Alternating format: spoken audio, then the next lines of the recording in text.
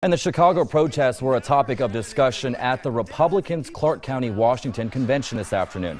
That's where we find Jennifer Dowling with more on the voting of delegates and how they're reacting to Chicago today. Good evening, Jennifer. Good evening, Chris. Voting has been going on here all day for those delegates. You can see that the Clark County Republicans have their sign out that says event today. Well, those ballots are still being counted for those delegates. It's been a long process, but folks are pretty excited about it. Now, those who are voted in here today to be delegates will go on to the state convention in Pasco, Washington next month. And at that time, they could be picked to go on to the national convention in Cleveland.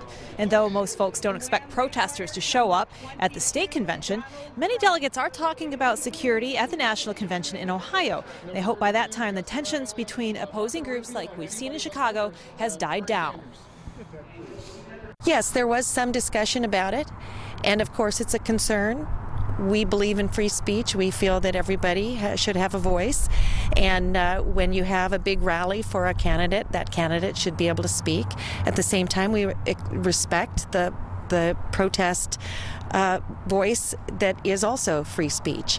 And so when it becomes violent or dangerous for our citizens, we don't like that. We're against that. In 2012, I don't think we had a lot of protests at the National Convention in Orlando, but I think there is the possibility of that, and maybe some people are thinking about that in Cleveland this year. Maybe it's not a friendly environment. Maybe that's going to sway whether some people want to attend the convention or not.